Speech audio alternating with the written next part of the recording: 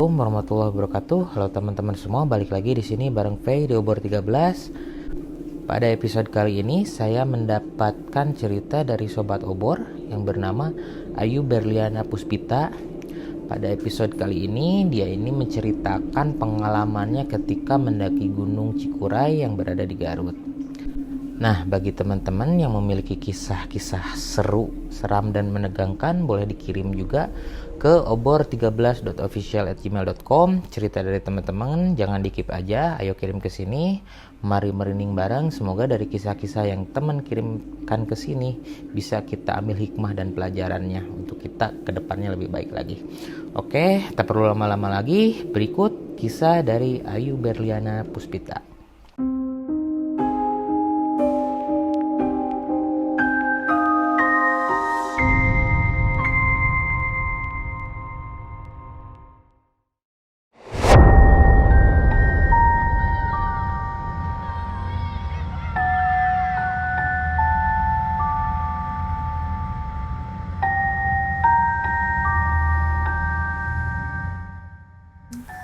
Halo Sobat Ngobor, kenalin nama aku Ayu Berliana Puspita, salah satu mahasiswa dari Poltekkes Kemenkes Bandung, jurusan Teknologi Laboratorium Medis. Kali ini aku mau bercerita tentang pengalamanku ketika aku mendaki di salah satu gunung di kota Garut, yaitu Gunung Cikuray. Ceritanya berawal dari waktu aku masih semester 1 ya. Waktu itu aku masih awal-awal suka naik gunung nih. Terus diajak sama teman SMA. Jadi ini naik gunungnya bareng teman-teman SMA. Sama teman SMA aku, sebut aja Marwa. Marwa ngajak aku buat naik gunung Cikuray. Aku setuju untuk ikut. Jadi yang ikut itu ada 11 orang, 3 orang perempuan dan sisanya laki-laki. Dari awal persiapan kumpul di rumahku. Dari awal persiapan sampai mulai pendakian itu aman. Pokoknya kita kumpul di rumahku, terus kita mulai perjalanan pagi-pagi, masih pagi, terus sampai di ya bisa disebut base camp. Kita naik motor ke sananya. Kita istirahat dulu karena kita mau naik motor sampai Pamancar. Jadi ada di base camp bawah, terus ada juga base camp yang di atas Pamancar. Nah, kita ke Pamancarnya tuh mau naik motor. Sebenarnya bisa jalan kaki atau naik kolbak ya, naik mobil kolbak gitu, tapi karena kita ada kendaraan motor jadi kita mutusin buat naik motor juga. Kita ganti-gantian sih, soalnya jalannya kan batu-batu, jadi kita naik motor yang lebih bisa lewat batu-batu gitu. Jadi kita ganti-gantian naiknya, ada yang nunggu dulu di bawah, terus ada yang dibawa ke atas, terus turun lagi, dibawa lagi ke atas kayak gitu. Jadi bolak-balik kayak gitu. Pokoknya mulai naik tuh ya nggak terlalu sore juga sih, habis duhur ya. Jadi pokoknya pas udah di Pamancar, sempet dulu sholat duhur, pokoknya siap-siap di base camp yang Pamancar itu. Jadi ada saung-saung dekat Pamancar, kita siap-siap lagi di situ.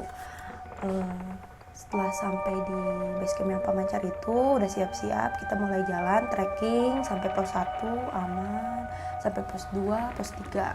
Nah, di pos 3 kita mutusin buat istirahat dulu, kita makan. Pokoknya kita santai di pos 3.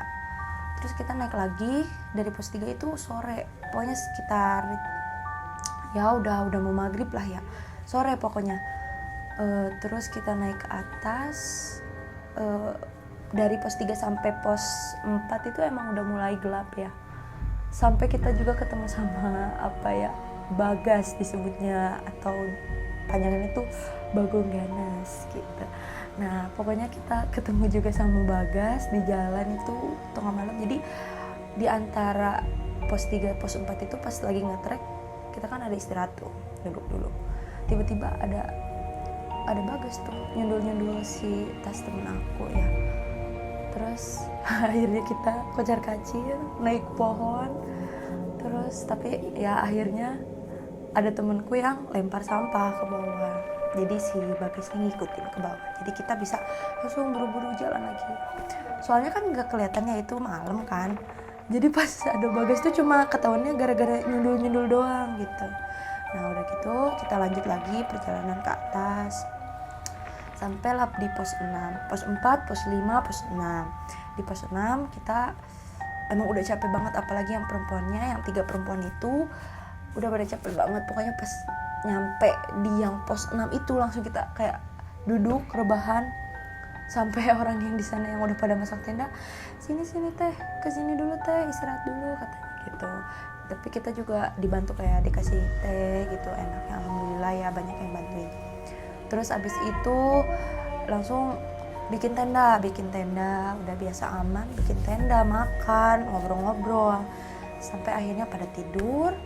Terus emang pas di situ tuh cuacanya lagi buruk sih, kayak hujan, malah kayak sedikit badai ya, sampai salah satu tenda temanku itu ada yang roboh. Jadi pada tidurnya tuh tidur nih dalam tenda, si tendanya rubuh juga mereka pada tidur, jadi gak pada nyadar kalau tendanya rubuh, ya udah kayak basah aja gitu, basah rubuh ya udah pada tidur aja, nggak pada peduli gitu. Nah baru besok paginya, tapi besok paginya juga kan kita mau ke puncak nih, ke puncak kan ya habis subuh lah ya, enggak sih jam 3 bagusnya ya, biar kita lihat sunrise. Tapi karena hujan jadi kita enggak tuh, jadi diam aja di tenda, kita diam sampai sekitar jam 6, kalau nggak salah 6 apa setengah 7 baru kita bisa naik ke atas, naik ke puncak. Kita biasa ya, emang gak sarapan ya, pokoknya cuma kayak bawa cemilan gitu, roti, ciki gitu, jadi di jalan sambil makan gitu. Nyampe puncak kabut ya, tapi nggak apa-apa sih, maksudnya seneng aja, itu kayak pengalaman pertama naik gunung lagi gitu. Sebelumnya pernah kan ke Guntur, nah ini naik lagi gunung ke Cikura yang lebih tinggi gitu, terus ramean, jadi seru aja gitu naik gunung walaupun kabut di atasnya, karena emang kan lagi cuacanya buruk, terus kitanya juga kesiangan gitu, karena udah nyampe atas tuh jam berapa ya, udah agak siang lah, gak ada sunrise karena ketutup si kabut itu. Nah udah, terus kita ya di atas kan kayak ada siomay, cuangki kayak gitu, kita makan kayak gitu, beli, terus ya udah foto-foto, terus kita akhirnya mutusin turun lagi.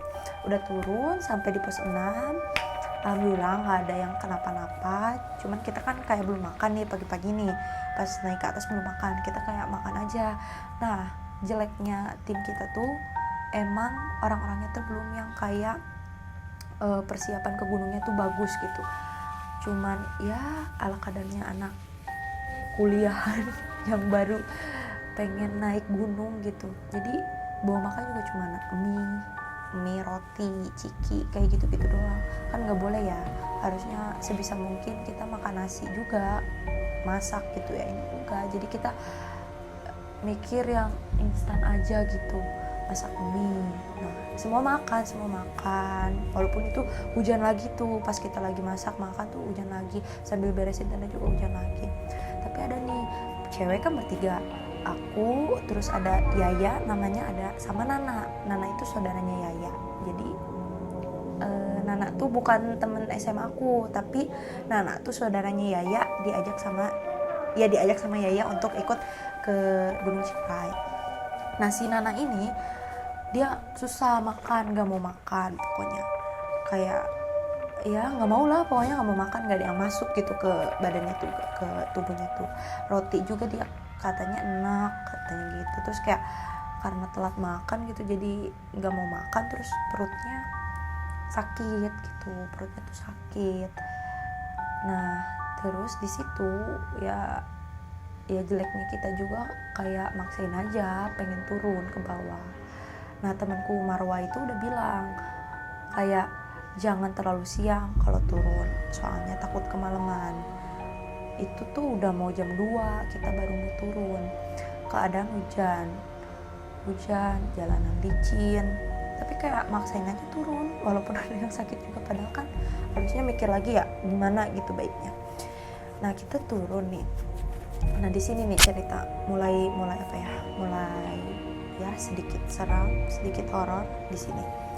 Jadi kita tuh turun jam 2, keadaan hujan, licin ya, terus dengan Nana yang kondisinya seperti itu ya, kita maksain turun.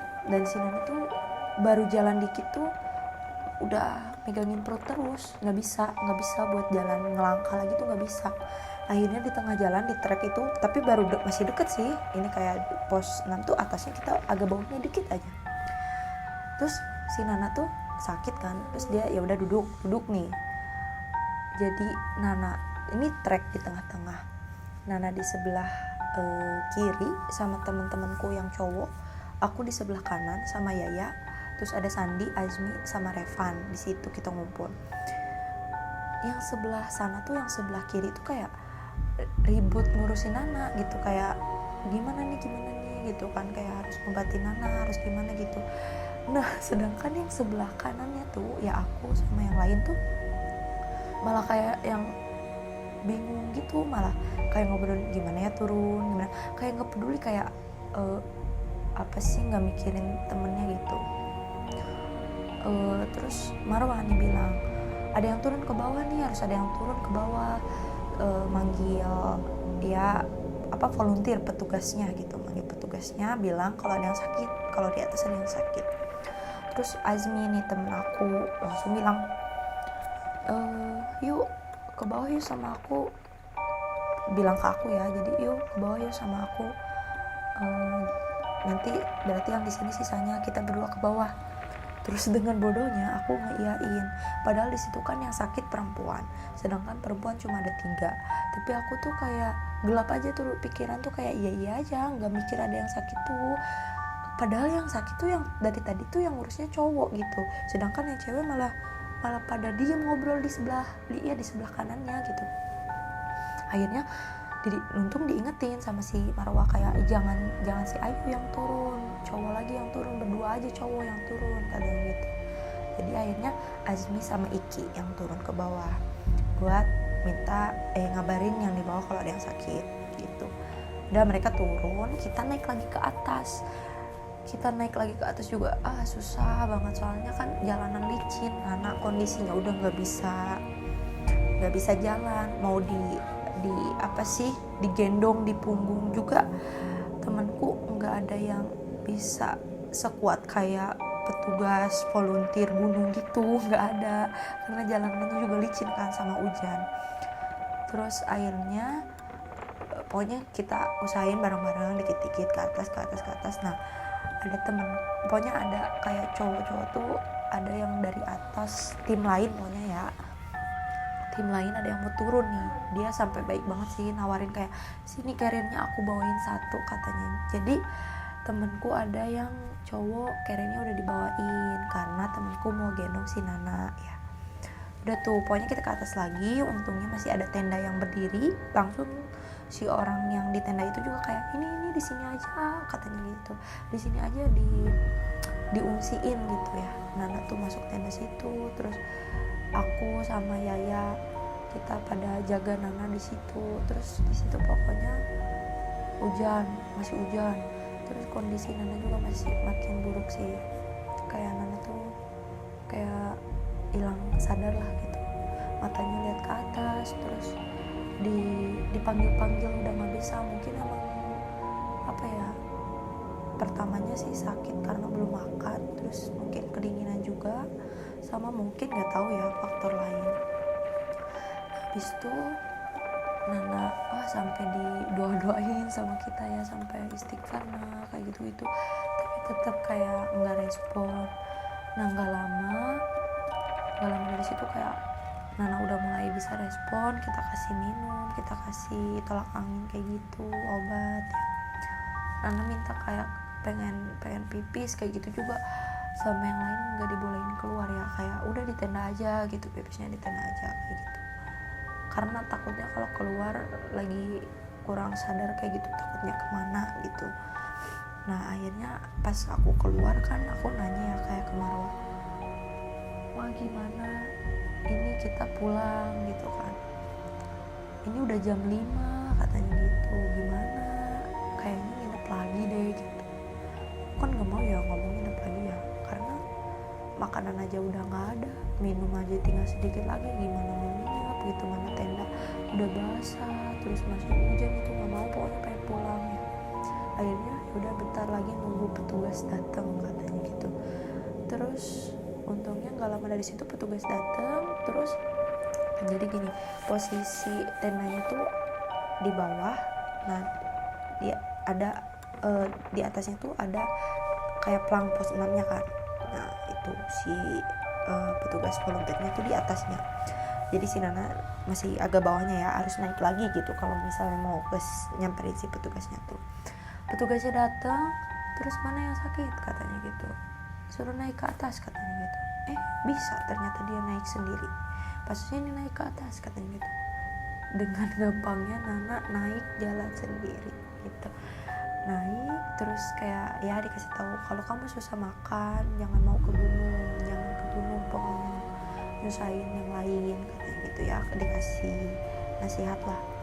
Terus pokoknya aku nggak tahu ya gimana lagi, pokoknya Nana diajak kayak ada saung gitu kan di pos 6, diajak di saungnya, di teras saungnya kayak diobatin terus dibacain doa gitu pokoknya.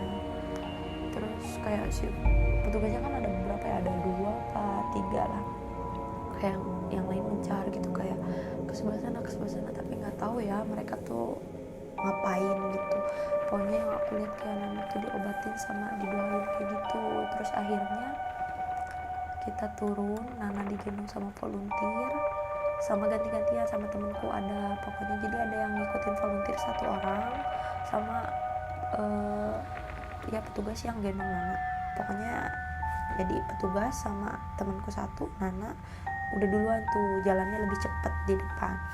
Nah kita sisanya tinggal berarti cewek berdua, aku sama Yaya, terus cowoknya sisanya, berarti kan tadi 11 udah dikurang 3 tuh, berarti 8 ya, berarti tinggal 8 orang.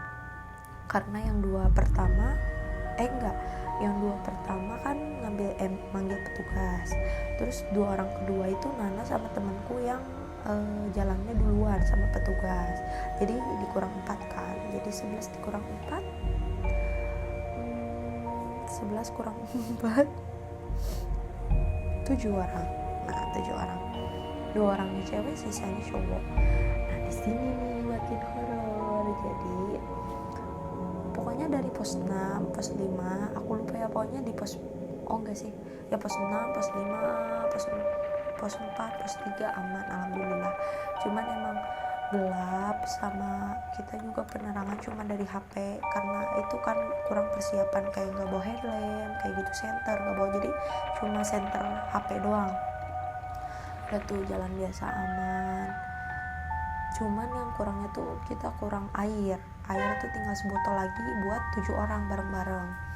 Nah pokoknya jalan biasa, hujan rintik sambil ya udah kabut, gelap juga.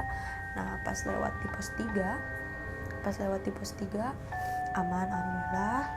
Nah dari pos 3 sampai pos 2 pokoknya ya kalau nggak salah ya, atau 2 sampai 1 lah, pokoknya antara 3 sampai 1 itu di sini nih kayak aku tuh mulai ngerasa nggak enak ya, kayak ada yang ngikutin dari belakang.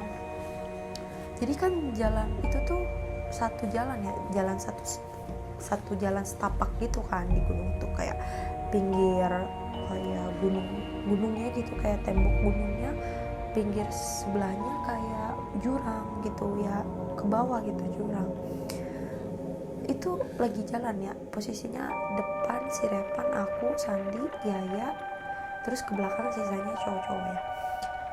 Tiba-tiba kayak dari pinggir tuh kayak ada yang bawa ransel juga, kayak buru-buru pengen turun, duk gitu, ngelewatin kayak nyelip aku jalan sama temen-temen kayak duk gitu. Sumpah itu kayak pas ngerasa gitu kayak ya Allah apa itu gitu kan. Terus udah itu ada lagi kayak aku tuh di sebelah kanan tuh kan tembok gunung gitu kan, tapi itu aku kayak ngelihat ada orang gede lagi duduk di situ, kayak gede banget. Terus kan kayak enggak, ini salah lihat gitu kan, kayak ngeyakinin diri kalau itu salah lihat. Terus yang paling parahnya sih kayak lagi mau turun nih, kan kayak ada pohon, pengen megang pohon.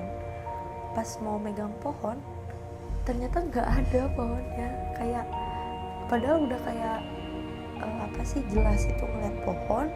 Ya udah aku pegang situ buat turun, pas begini nggak ada. Aneh banget sih itu, kayak terus-terusan kan, kayak mulai dari orang kayak ngikutin jalan mau turun, terus ada ngeliat orang gede banget, terus sama terakhir disangka aku pohon, ternyata enggak. Nah itu kan dari ketiga itu aku udah takut banget ya. Terus aku akhirnya baca-baca doa yang aku bisa, surat-surat pendek yang aku bisa. Nah lagi baca-baca gitu, tiba-tiba ada yang manggil Ayu, katanya gitu. Ada yang manggil Ayu, terus aku melek. Pas melek aku kaget, kok aku melek, berarti aku merem dong tadi, atau aku kemana, atau aku tidur, atau aku kemana gitu, aku mikirnya gitu kan.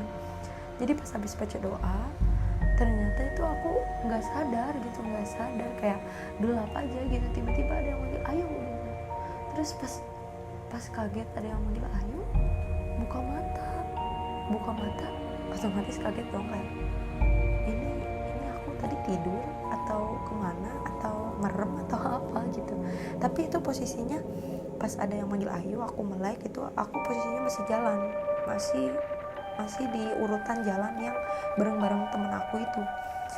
Otomatis kaget kan, terus kayak shock, terus nyuruh temen aku berhenti dulu. Revan berhenti nih, aku ada yang manggil, aku bilang gitu kan. Terus kata si Revan, nggak ada yuk, nggak ada yang manggil. Bener, ini ada yang manggil. Enggak, orang nggak ada yang manggil. Terus si Revan nanya tuh paling belakang, Marwah ada yang manggil nggak? Kamu manggil si Ayu nggak? Katanya gitu. Enggak ada yang manggil, orang pada diem, katanya gitu kan. Nggak ada yang manggil tuh.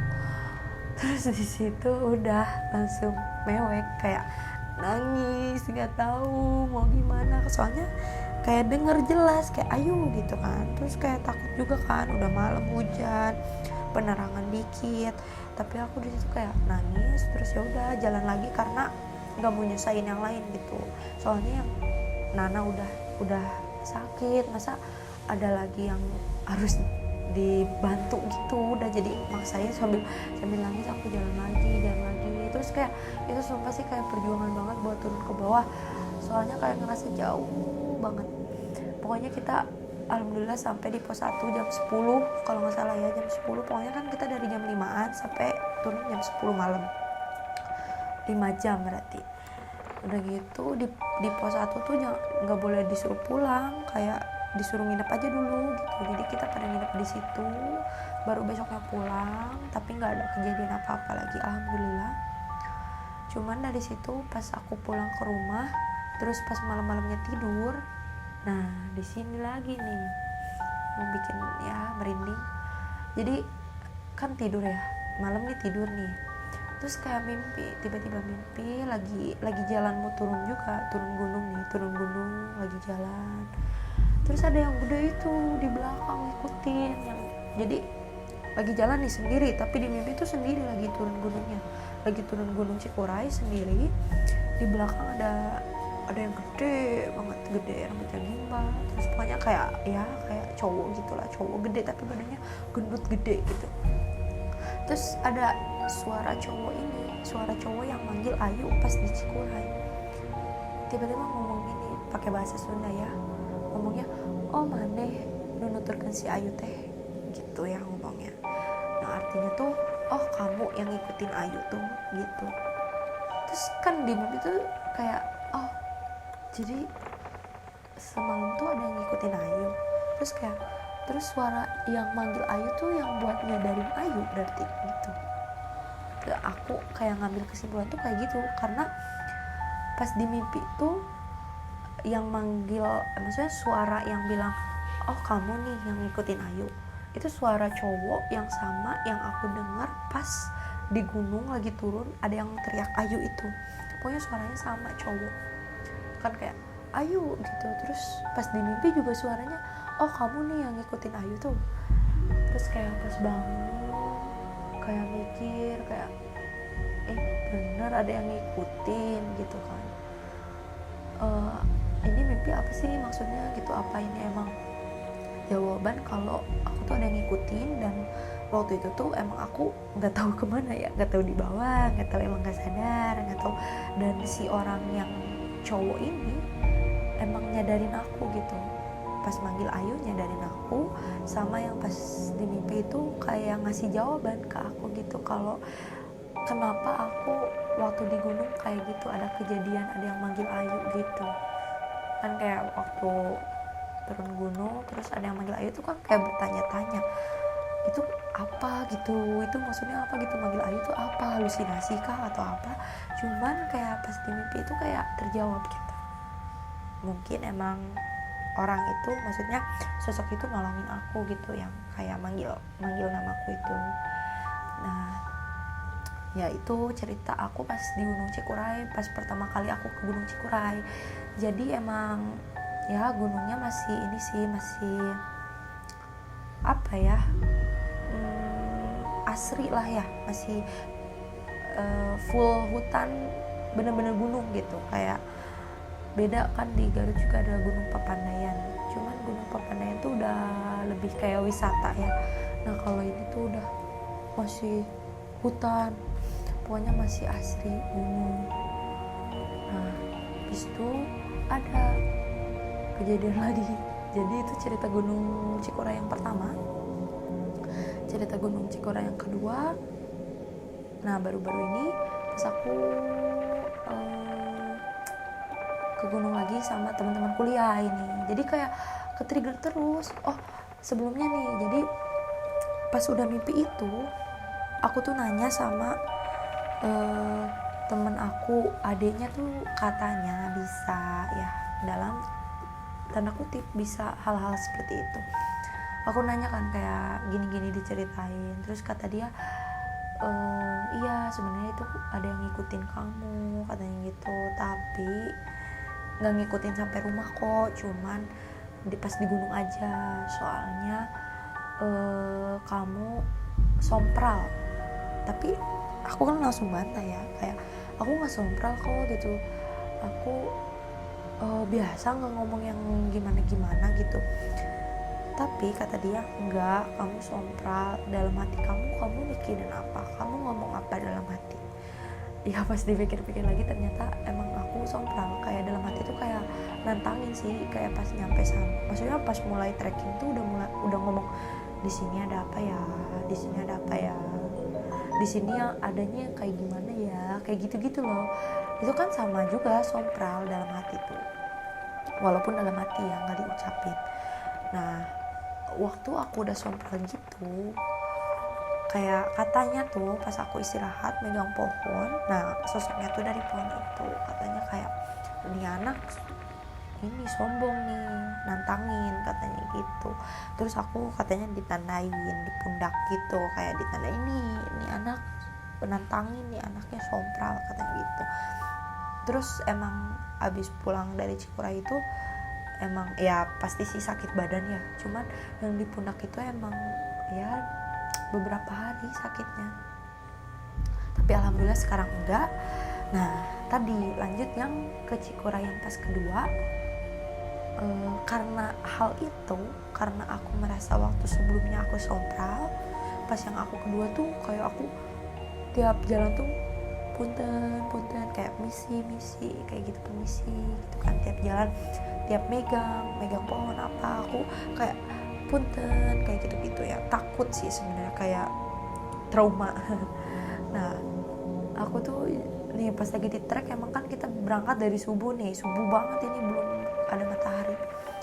Terus pas lihat trek kan nanjak ya, kayak ih itu apa, kayak makam, kayak ada makam di tengah-tengah jalan, sumpah kayak itu apa ya, makam. Tapi kan aku di paling depan ya, aku mau bilang ke yang belakang tuh kayak takut gitu, takut yang lainnya pada panik, cuman nggak tahu aku salah lihat apa gimana. Tapi semakin deket tuh semakin kayak itu makam gitu ya, ini bener-bener makam gitu. Terus tapi pas aku lewat sih nggak, kayak aku malingin mata, terus pas lihat lagi udah nggak ada, terus aku jalan, alhamdulillahnya nggak kenapa-napa. Pokoknya pas yang ke Cikuray kedua tuh jadi kayak pelajaran sih, Cikura yang pertama tuh jadi pelajaran buat aku kalau misalnya di gunung tuh harus kayak gimana. Jadi pas aku ke Cikura lagi, walaupun emang agak takut, katanya kan aku ditandain gitu ya sama yang di sana karena aku sompral. Jadi pas aku kedua kali ke sana tuh kayak takut gitu, takut kejadian gimana lagi, tapi alhamdulillahnya nggak kenapa-napa. Itu cuma jadi apa sih, pelajaran aja, kayak kalau ke gunung tuh harus lebih persiapan, jangan asal-asalan, apalagi kalau gunungnya ya kayak Cikuray lah ya, semua gunung juga sama aja sih, maksudnya harus ada persiapan fisik, terus logistik juga, pokoknya harus ada persiapan makanan juga, jangan asal gitu kayak mau ke gunung besok gitu tapi persiapannya kurang, takutnya kejadian hal-hal yang gak diinginkan. Mungkin hal-hal yang tadi diceritain ada mistisnya itu ada sebab dari kita sebelumnya kurang persiapan, kurang pasokan makanan gitu, kurangnya mental sama fisik kita. Jadi pas di gunung tuh malah jadi kecapean, malah jadi ke-trigger sama hal-hal lain, bukannya healing ya, malah jadi takutnya malah jadi hilang. Jangan sampai kayak gitu ya guys. Pokoknya ya mungkin itu yang bisa aku ceritain, semoga bisa jadi manfaat buat semuanya, buat pelajaran semuanya. Kalau kita mau ke gunung harus persiapannya sebelumnya, harus persiapan logistik, fisik, mental harus disiapin. Terus pas hari H mulai trekking, mulai jalannya harus berdoa, terus jangan sompral, jangan seucap-ucap, jangan yang di hati tuh yang baik-baik, jangan mikirin yang aneh-aneh gitu. Terus pas udah di gunungnya jaga sopan santun, terus harus makan, pokoknya jangan buat tubuh itu lemah, karena kalau udah lemah ya itu pasti bisa diganggu. Nah mau kita nantinya sakit atau nantinya ya diikutin atau apa sama yang hal begitu kan, jangan sampai amit-amit ya. Pokoknya terima kasih, mungkin cukup sekian ceritaku kali ini. Semoga senang mendengarnya. Sampai ketemu di cerita-cerita berikutnya. Bye bye.